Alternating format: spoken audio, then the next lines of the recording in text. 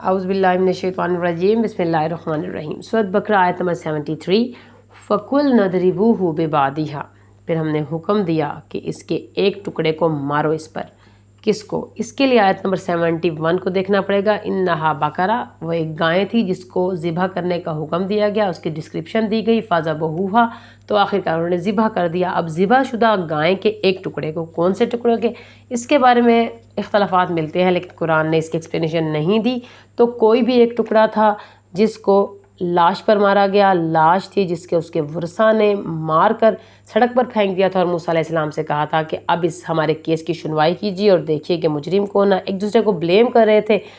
حضرت موسیٰ علیہ السلام نے اللہ کے حکم سے ڈسکرپشن دی کہ ایسی گائے کو تمہیں ذبح کرنا ہوگا، اور وہ گائے آخرکار ان کو بڑی محنت کے بعد ایک یتیم بچے کی ملی، جس کو انہوں نے اس کی وزن کے مطابق سونے کی اشرفیوں سے خریدا اور پھر اس کو ذبح کیا۔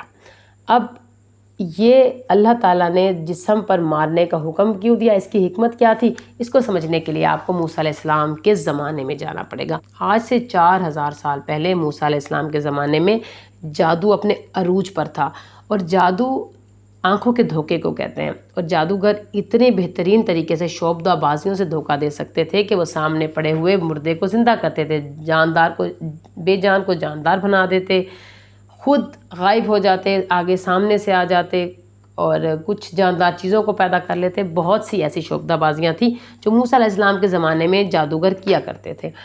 اب وہ یہ سمجھ سکتے تھے کہ شاید یہ بھی کوئی شعبدہ بازی ہے یا پھر کوئی جادو ہو۔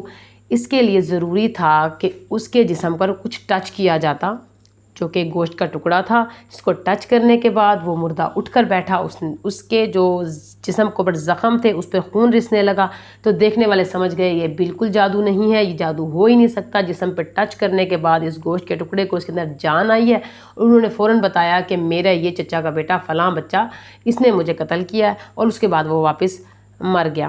تو اس سے یہ ہوا کہ ایک تو کنفرمیشن ہو گئی، جو بری الذمہ تھے، جو مجرم نہیں تھے وہ بچ گئے، اور حضرت موسیٰ علیہ السلام کا کلیریفائی ہو گیا کہ وہ اللہ کے پیغمبر ہیں، ان کے پاس اللہ کا حکم آتا ہے، نہ کہ وہ کسی انسانوں کے زبردستی حکم یا جادو کے ذریعے سے وہ سب کچھ کر رہے ہیں۔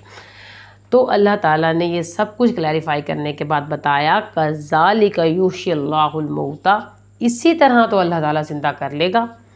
اب یہ کہنے کا مقصد یہ ہے کہ صرف اس کو زندہ نہیں کیا، بلکہ جو اللہ تمہیں نہ کچھ سے پیدا کر رہا ہے، اب اس مردے کو تمہارے سامنے زندہ کیا ہے، اسی طرح تمہیں فیوچر میں بھی زندہ کرے گا، اور یہ روز محشر ہوگا، تم سب مردوں کو زندہ کر لے گا۔ وَيُرِيكُمْ آيَاتِهِ، اسی لیے تمہیں اپنی آیتیں اور نشانیاں دکھاتا ہوں، اس لیے تمہیں بتا رہا ہوں کہ جو تمہارے پاس ہے اس سے کہیں زیادہ میرے پاس ہے، یعنی کہ میں خالق کل ہوں۔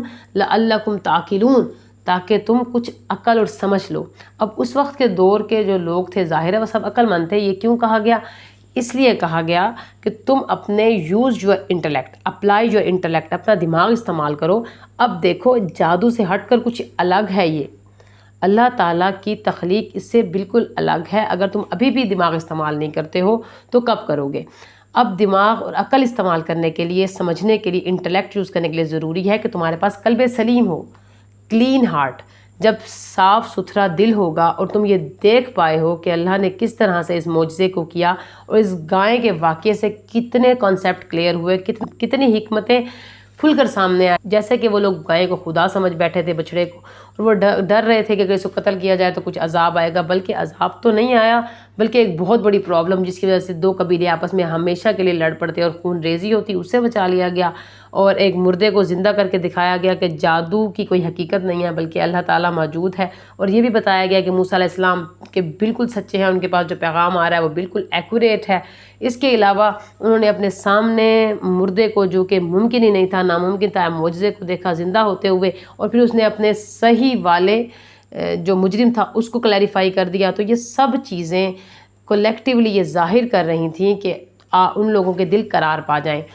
دل قرار پانا کس لیے ضروری ہے؟ کیونکہ جو پیغمبر کے دور کے لوگ ہوتے ہیں، جب وہ اپنے دل میں سکون اور تسلی اور بات کو صحیح سمجھ لیتے ہیں تو آگے پہنچانا انہی کا کام ہوتا ہے۔ اس طرح حضرت ابراہیم نے اللہ تعالیٰ سے کہا تھا کہ مجھے دکھائیے کہ کیسے آپ مردوں کو زندہ کرتے ہیں تاکہ میرا دل قرار پا جائے۔ تو یہ سب اس لیے ضروری تھا۔ اس کے بعد بھی اللہ تعالیٰ نے کچھ مثالیں دی کہ ہر موقع پر تم نے اپنے سائیکالوجی کو ریونڈ کیا، اللہ کی بات کا انکار کیا، پھر تمہاری مصلحتیں سامنے آ گئیں تو مثالیں کچھ پتھروں کے ساتھ دی ہیں، وہ انشاءاللہ کل دیکھیں گے۔ السلام علیکم ورحمۃ اللہ وبرکاتہ۔